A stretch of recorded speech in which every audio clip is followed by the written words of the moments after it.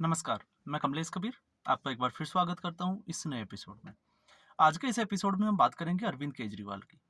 अब अरविंद केजरीवाल के 2 अलग-अलग मुद्दों पे हम बात करने जा रहे हैं कि अरविंद केजरीवाल किस तरह से अपने स्टेटमेंट से बदलते हैं और किस तरह से वो पब्लिक को या हम इसको कहें कि अब तो वो कोर्ट को भी गुमराह करने में लग गए हैं। अब ऐसा इसलिए पहला मैटर है दिल्ली शराब घोटाले का। आपको पता है ईडी ने अब तक जो है वो 8 सम्मन कर चुकी है। ये सबको पता है। और बार-बार हर बार जो है वो सम्मन को स्किप किया जाता है अलग-अलग रीजन की वजह से। और प्रेस कॉन्फ्रेंस करके कहा जाता है, चाहे वो आम आदमी पार्टी का कोई प्रवक्ता हो, चाहे अरविंद केजरीवाल हो, कि ये जो सम्मन है वो अवैध है। अब मैटर जो है वो इससे आगे बढ़ जाता है, आगे बढ़ के ईडी जो है इस मुद्दे को कोर्ट में ले जा चुकी है।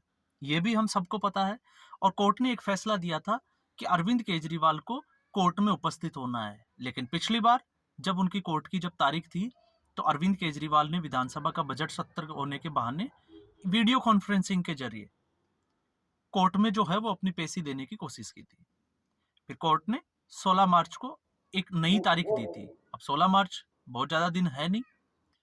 ऐसी स्थिति में ईडी ने उसके बावजूद जो है वो उनको एक बार फिर समन दिया था और जब वो समन के ऊपर नहीं गए तो उनका उस वक्त जो बहाना था, प्रेस कॉन्फ्रेंस करके उन्होंने बोला था कि जब कोर्ट ने 16 तारीख जो है वो दी है तो ईडी 16 तारीख तक का वेट क्यों नहीं कर सकती। और बीजेपी पे एक बड़ा हमला बोला था कि भारतीय जनता पार्टी चुनाव से पहले इतनी जल्दबाजी क्यों कर रही है। वो चाहती है कि अरविंद केजरीवाल को जेल में डाल दिया जाए या आम आदमी पार्टी को तोड़ दिया जाए। ये जो है वो केजरीवाल का वक्तव्य था। ईडी ने दोबारा समन दिया तो ईडी के दोबारा समन जो था उस पे भी अरविंद केजरीवाल नहीं गए, ये बहाना बना के। तो ईडी ने उसके बाद में 8वां समन और जारी किया, लेकिन इसके साथ में ईडी भी जो है वो कोर्ट चली गई कि उनको कोर्ट में जो है वो पेश होने के लिए बोला जाए। लेकिन आज खबर ये है कि अरविंद केजरीवाल जो है वो अब सेशन कोर्ट का रुख कर चुके हैं, क्योंकि इससे पहले जो मेट्रोपॉलिटन जो सिटी जो कोर्ट था उसने जो है ये फैसला दिया था, उस फैसले पे रोक लगाने के लिए, क्योंकि 16 मार्च की तारीख जो है वो नजदीक आ गई है। अब कोर्ट अगर सेशन कोर्ट अगर कोई नया आदेश देता है या उसके ऊपर सुनवाई 2 दिन 5 दिन या समय देता है, तो ऐसी स्थिति में अरविंद केजरीवाल लोगों को ये कह सके कि उनको जो है अब 16 मार्च को नहीं जाना, क्योंकि एक नया कोर्ट का एक आदेश है और उस पे जो है उनकी सुनवाई इस तारीख को होने वाली है। क्योंकि अब उनको ईडी के सामने भी जो सम्मन जो दिया गया है उसमें 16 मार्च की तारीख मुकर्रर की गई है कि 16 तारीख को उनको जो है वो ईडी के सामने पेश होना है, उनके सवालों के जवाब देने हैं। और कोर्ट की जो तारीख है वो भी 16 तारीख की है। तो ऐसी स्थिति में अब जो है वो कोर्ट कोर्ट को भी गुमराह करने में, क्योंकि इससे पहले ईडी को बार-बार समन जो है वो स्किप किए गए, क्योंकि उनके विपक्ष से ना आपको पता होगा 10 दिन के लिए वो एक मेडिटेशन के लिए चले गए थे। तो मेडिटेशन के लिए उनके पास समय है, लेकिन कोर्ट जाने का या ईडी दफ्तर जाने का उनके पास समय नहीं है। लेकिन अब कोर्ट की जो कार्रवाई है उसमें भी अगर हम समझे तो ऐसा ही आम आदमी पार्टी के एक दूसरे नेता अमानतुल्लाह खान, पहले मैं आपको बता देता हूं, अमानतुल्लाह खान जो है वो वक्फ बोर्ड के अध्यक्ष थे और गलत तरीके से पैसे लेके उन्होंने जो है वो एक अवैध तरीके से भर्ती जो है प्रक्रिया उसमें की थी वक्फ बोर्ड में, जिसके ऊपर उनके ऊपर पीएमएलए का एक केस चल रहा है। और जब ईडी उनको बार बार बुला रही थी तो बार बार बुलाने के बावजूद जो है वो ईडी के सामने समक्ष पेश नहीं हो रहे थे। और ऐसी स्थिति में ईडी कोर्ट में गई और कोर्ट ने जो आदेश दिया, उस आदेश के बाद में अब अरविंद केजरीवाल को भी ये पुख्ता और जिसको कहें कि 100% ये लग रहा है कि अब उनके पास ज्यादा समय बचा नहीं है। और मे भी हो सकता है, अंदाजा ये है कि 16 मार्च ये अब अरविंद केजरीवाल की लास्ट एंड फाइनल डेट होगी। क्यों? क्योंकि अमानतुल्लाह खान पे जो आप कोर्ट ने जो टिप्पणी की है वो आप देख सकते हैं। सोशल मीडिया प्लेटफॉर्म पे भी बहुत सारे यूट्यूबर्स ने इसके ऊपर चर्चा की है, कुछ मीडिया हाउसेस ने भी इसको दिखाया है। लेकिन इसके साथ में कोर्ट की जो कार्रवाई है आप गूगल पे सर्च करके उसको भी देख सकते हैं। कोर्ट ने सीधे तौर से कहा है कि इससे अगर कोई उपस्थित नहीं होता तो उससे उसकी क्या मंशा है वो भी जगजाहिर जो है वो हो जाती है। तो ठीक ऐसा ही जो है वो मैटर है अरविंद केजरीवाल का। और सबसे खास बात यह है कि दोनों ही आम आदमी पार्टी से जुड़े हुए नेता हैं। तो आम आदमी पार्टी की ये स्थिति बनी है। दूसरा, अब अरविंद केजरीवाल जो है इसमें इस पैतरे से जिसको कहें कि बचने के लिए एक नया जिसको कहें कि पैतरा लेके आ रहे हैं, और वो है सीएए। क्योंकि आपने उनकी प्रेस कॉन्फ्रेंस देखी होगी, उनको लग रहा है कि सीएए देने से भारत में जो है वो चोरियां बढ़ जाएगी, इसके अलावा जो है वो डकैती हो जाएगी, महिलाओं के साथ जो है वो बलात्कार जैसी घटनाएँ हो सकती है। आम लोगों के घरों के सामने जो है वो झुग्गी-झोपड़ियाँ जो है वो बना दी जाएगी। और ये जो है वो बड़ी हास्यास्पद है वैसे अरविंद केजरीवाल के इस स्टेटमेंट को आप देखोगे, जिसमें उन्होंने बोला कि 2 से ढाई करोड़ पाकिस्तानी लोग। तो वैसे अगर आपको बता दें कि सीएए के लिए जो आइडेंटिफाई जो लोग हैं, वो लगभग उनकी संख्या 36,000 के आसपास बताई जा रही है और ये जो है एक ऑफिशियल डेटा है। तो 2 ढाई करोड़ ये कहना जो है वो बिल्कुल गलत है। दूसरा इसमें और एक चीज़ इसमें ऐड ऑन जो की गई थी, वो ये थी, जिस हिसाब से अरविंद केजरीवाल पाकिस्तान को लेके इस मुद्दे पे गुमराह कर रहा है, तो सबसे बड़ी बात थी कि इसमें जो है वो मुस्लिम समुदाय को इसमें इन्वॉल्व ही नहीं किया, इसमें सिर्फ हिंदू, सिख, जैन, पारसी, बौद्ध इन धर्मों के लोगों को ही शामिल किया गया था।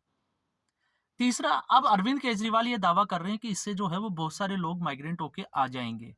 जबकि ये सीएए जो है इसमें ये बाकायदा इसमें जो है वो बात बोली गई है, कही गई है कि 31 दिसंबर 2014 से पहले जो लोग भारत में आ चुके हैं, सिर्फ उन्हीं को ये नागरिकता देगा अभी। तो सीएए जो है 2014 के बाद में कौन आया, क्या हुआ, उसके ऊपर नहीं है, 2014 से पहले। और उसमें भी जो है, आपको पता होगा जब झुग्गी-झोपड़ियों की बात आती है, तो दिल्ली में भी जो है वो झुग्गी-झोपड़ियाँ कम नहीं है। और जब उनके किसी के जो है वो बिजली के बिल माफ किए जाते हैं या मीटर काटे जाते हैं, तो अरविंद केजरीवाल वह व्यक्ति है जो खंबे पे चढ़ के उनके जो है वो मीटर वापस जोड़ के आ जाते हैं। तो जब उनको ऐसी स्थिति में झुग्गी झोपड़ियां अरविंद केजरीवाल को शायद ही याद आती होगी, और जब ये कहते हैं कि भारत के लोगों का पैसा जो है वो उनके ऊपर खर्च किया जाएगा, तो फिर अरविंद केजरीवाल जिन झुग्गी झोपड़ियों वालों की बात करता है, उन झुग्गी झोपड़ियों में, और सबसे ज्यादातर जो है, आपको पता होगा, जब से प्रधानमंत्री नरेंद्र मोदी सरकार में आए हैं 2014 के बाद में, रोहिंग्या मुसलमानों का मुद्दा जो है वो बहुत ज्यादा हाईलाइट रहा है। और रोहिंग्या मुसलमानों की जो है वो कुल आबादी भारत में कितनी है, लगभग आप उसको भी आपको अंदाजा होगा कि वो सीए जो शरणार्थी है उनसे कितनी ज्यादा है। और वो लोग जो है वो सारी सुख सुविधाओं का फायदा उठा रहे हैं। यही एक वजह है कि ममता बनर्जी जो है वो पश्चिमी बंगाल में लगातार जो है वो भारतीय जनता पार्टी पे, तो इससे आपको ये अंदाजा होगा कि वोट बैंक की राजनीति कौन कर रहा है, अरविंद केजरीवाल, ममता बनर्जी कर रही है या भारतीय जनता पार्टी। अगर भारतीय जनता पार्टी इस मुद्दे को चुनावों से पहले लेके आती है, तो इससे भारतीय जनता पार्टी को वोट मिल जाएंगे, ये अरविंद केजरीवाल की पार्टी का कहना है। तो ऐसी स्थिति में क्या 1 महीने में इन सभी लोगों को नागरिकता मिल जाएगी? और सबसे बड़ा सवाल है, अगर नागरिकता मिल जाएगी, तो क्या इनके वोटर आईडी कार्ड वगैरह भी बन जाएँगे? और क्या ये 2024 में वोट कर सकते हैं? ये बड़ा सवाल है जो कि होता हुआ दिखाई नहीं देता धरातल के ऊपर।